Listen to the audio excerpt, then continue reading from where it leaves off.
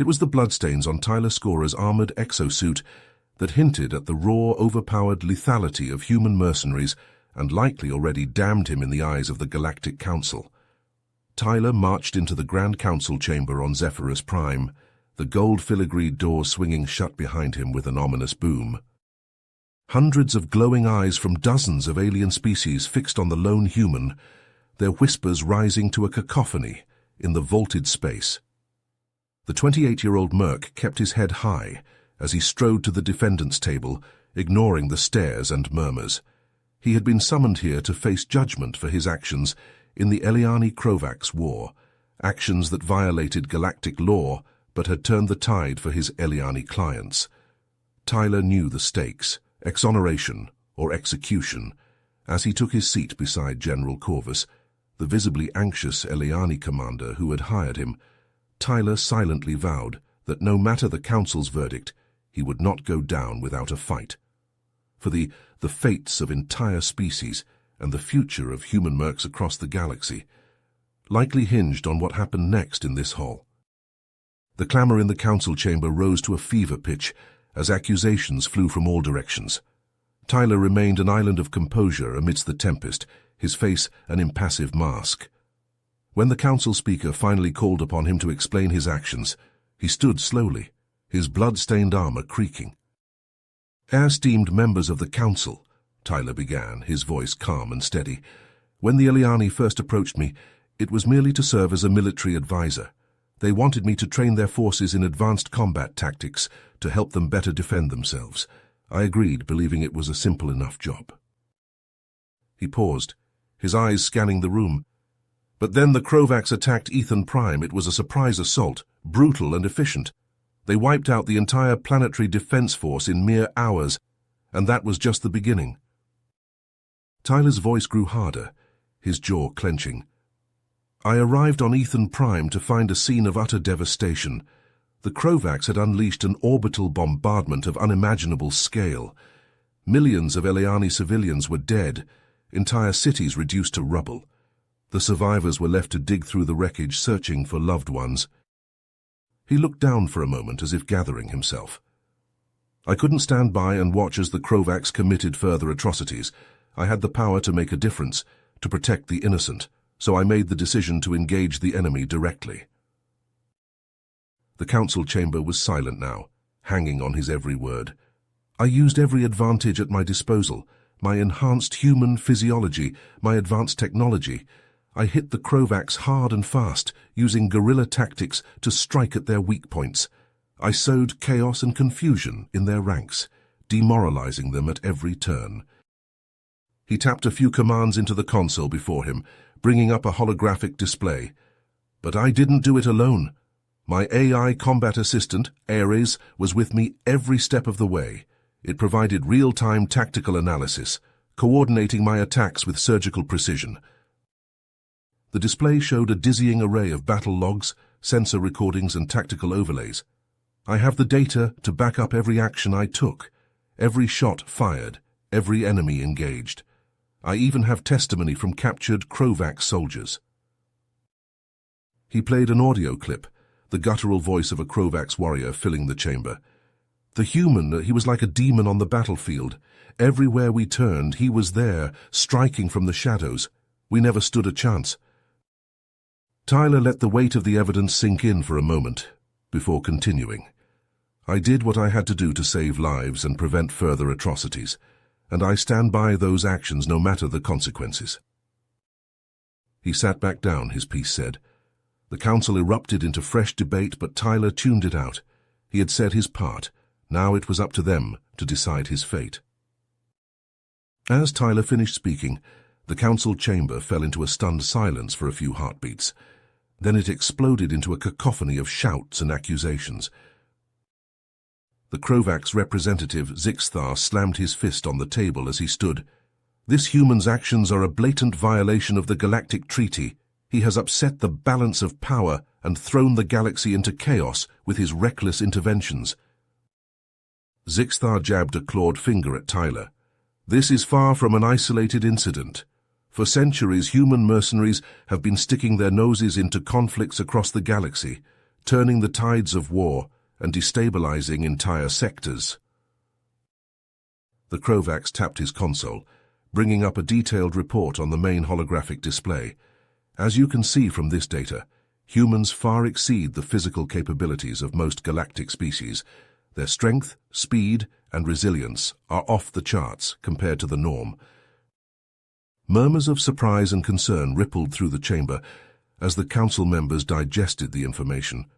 Zixthar continued his tirade. But it's not just their physical prowess that makes them so dangerous. The mere presence of human soldiers on a battlefield can have a devastating psychological impact. He played a series of video clips, showing alien soldiers throwing down their weapons and fleeing in terror at the sight of human mercenaries. Entire enemy units have been known to surrender en masse when faced with the prospect of fighting humans. They are seen as demons, unstoppable and merciless. As the debate grew more heated, with council members talking over one another and tempers flaring, a new figure strode into the center of the chamber. Ambassador Solara, of the Terran Confederation, commanded attention with her mere presence, her posture straight and proud. "Esteemed members of the Council," Solara began, her voice cutting through the din, "I have listened to the concerns raised by Representative Zixthar and others, and I do not dismiss them lightly. The issues surrounding human mercenaries are complex and multifaceted." She met Zixthar's gaze unflinchingly. "However, I must point out that the root of the problem does not lie with individuals like Tyler Scorer, but with the systemic failures of the galactic community as a whole." Solara gestured to the holographic display, bringing up a timeline of major conflicts over the past several centuries. Throughout history, we have seen countless atrocities committed by one species against another. Genocides, orbital bombardments, forced relocations, the list goes on. She zoomed in on several specific incidents. And where was the Galactic Council during these crises? All too often, this body has stood by and done nothing while entire populations were slaughtered or subjugated. Solara's voice grew impassioned. Is it any wonder that some species, desperate for protection, have turned to human mercenaries, when the official channels for conflict resolution and peacekeeping have failed them time and again? She shook her head. The employment of mercenaries like Tyler Scorer is a symptom, not the disease itself.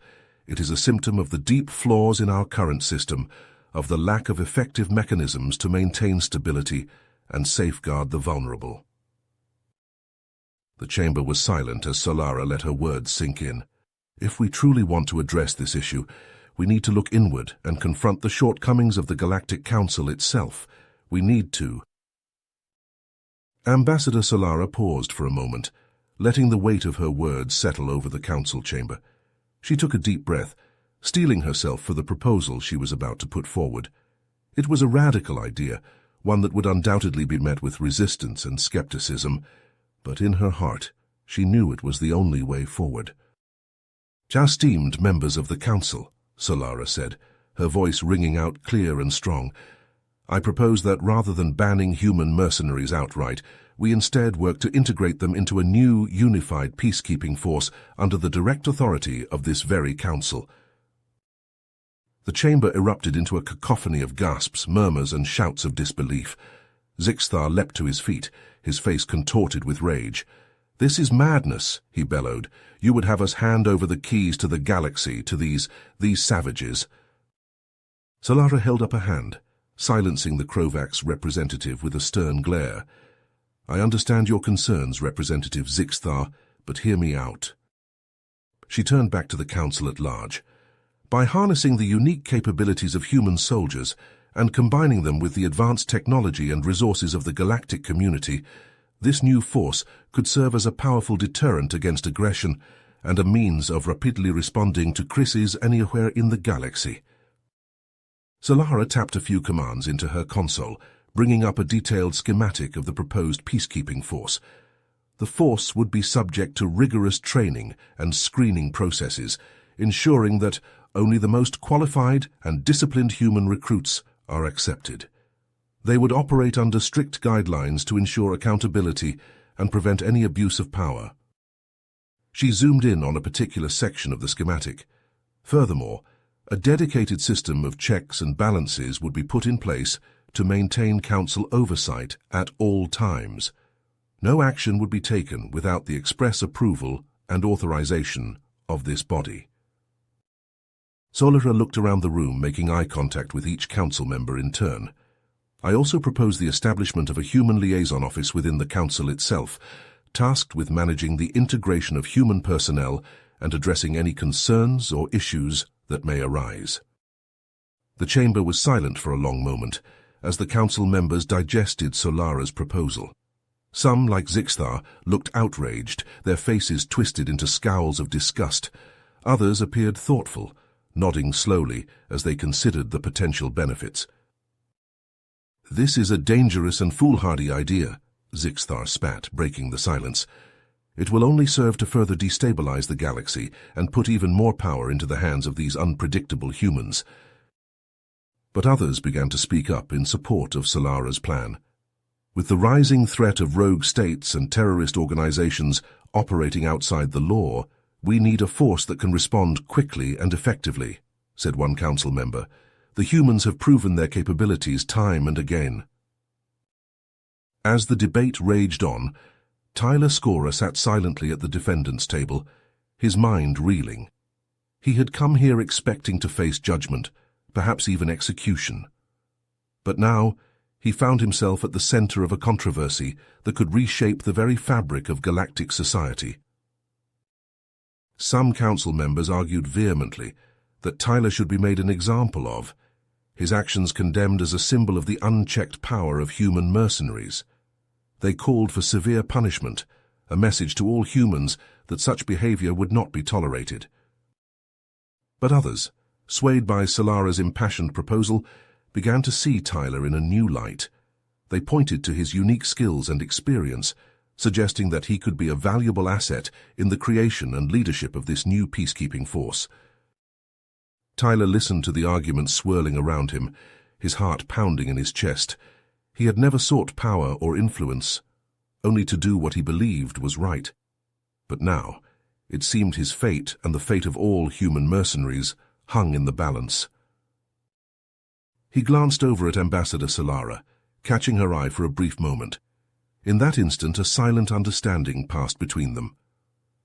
Whatever happened next, they both knew that the galaxy would never be the same again. The council chamber buzzed with a mix of heated arguments and hushed whispers as the members debated the merits and risks of Ambassador Solara's radical proposal. Tyler Scorer sat motionless, his eyes fixed on the holographic displays that flickered and danced above the central podium. Just as it seemed a decision might be reached, a shrill alarm pierced the air, causing the assembled dignitaries to flinch and cover their ears. "Emergency transmission from Ethan Prime," a robotic voice announced. "Priority Alpha." The main screen flashed to life, revealing the haggard face of General Corvus. His eyes were wide with fear, and his voice trembled as he spoke. "Esteemed council members, I beg for your immediate assistance. A massive, unknown alien warship has entered our system and is heading straight for the colony. Our defenses are still crippled from the Krovax attack. We don't stand a chance." Panic swept through the chamber like a tidal wave. Representatives from a dozen species leapt to their feet, shouting over one another in a cacophony of fear and confusion. Tyler felt his heart sink as he watched the chaos unfold. The Eliani had already suffered so much, they didn't deserve this new horror. As if reading his thoughts, Ambassador Solara called out above the din, "Tyler Scorer, you have proven yourself a skilled warrior and strategist. Will you lead a rapid response team to aid the Eliani in their hour of need?" Tyler stood, his armor still stained with the blood of his previous battles. "I will," he said, his voice steady and strong. "I volunteer to defend Ethan Prime and its people." The chamber fell silent for a moment, then erupted into fresh debates. Some council members protested, arguing that sending a notorious mercenary would only escalate the situation, but Solara pressed on, urging them to see the wisdom in her proposal. "Tyler's unique abilities may be the only thing that can save the Eliani now," she insisted. After what felt like an eternity, the Council reached a decision. Tyler would be allowed to lead a team to Ethan Prime, but under strict conditions. A group of Council observers would accompany him, monitoring his every move to ensure he followed their rules of engagement. Tyler nodded, accepting the terms without hesitation. There was no time to waste. As he strode from the chamber, he could feel the weight of countless lives pressing down on his shoulders.